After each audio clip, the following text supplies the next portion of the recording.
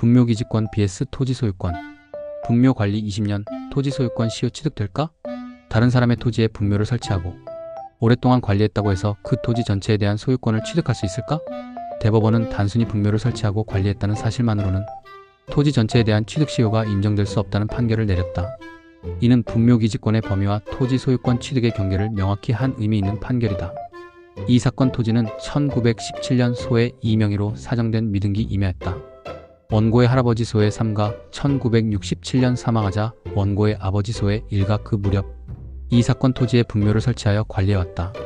소의 1이 2017년 사망하자 원고는 소의 1에 분묘를 설치하고 2018년에는 고조부모 등 선대의 분묘도 안치하여 관리해왔다. 원고는 피고들을 상대로 시효 취득을 원인으로 한 소유권이 전등기 청구 소송을 제기하였다. 1심과 2심 법원의 판단은 1심 법원은 소의 1이 1931년 토지 매수 이후 이 사건 토지를 점유했다는 원고의 주장을 인정하여 취득 시효 완성을 인정했다.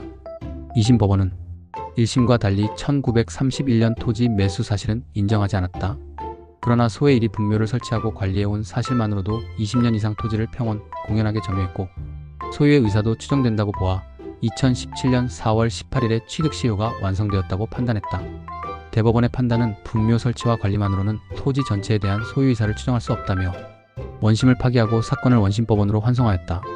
2024-30만 228 재판부는 임야의 일부에 선조의 분묘가 설치되어 있다는 사정만으로는 그 임야 전체를 배타적으로 점유, 관리하여 왔다고 볼 수는 없고 타인의 토지 위에 분묘를 설치 또는 소유하는 자는 다른 특별한 사정이 없는 한 그 분묘의 보존 및 관리에 필요한 범위 내에서만 타인의 토지를 점유하는 것이므로 점유권원의 성질상 소유의 의사가 추정되지 않는다고 전제한 후 원심은 소의 1이 이 사건 토지를 분묘의 보존 및 관리에 필요한 범위 내에서가 아니라 소유의 의사로 점유하여 왔다고 볼 수 있는 다른 특별한 사정에 대해 밝히지 않은 채 소의 1의 자주점유를 인정하고 이를 전제로 원고의 취득시효 완성을 원인으로 한 소유권이 전등기 청구를 인용하였다.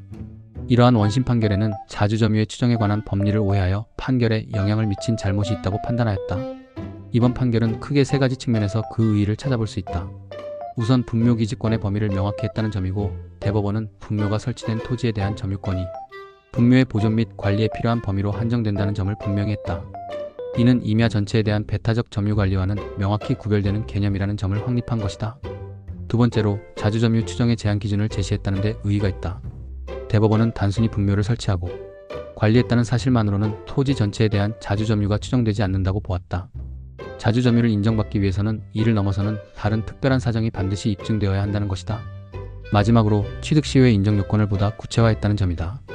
이번 판결은 분묘기지권에 기한 점유와 취득시효를 위한 자주점유는 서로 다른 별개의 개념이라는 점을 명확히 했다. 취득시효가 인정되기 위해서는 단순한 분묘, 관리를 넘어서는 적극적인 소유의사 표명이 필요하다는 구체적인 기준을 제시한 것이다.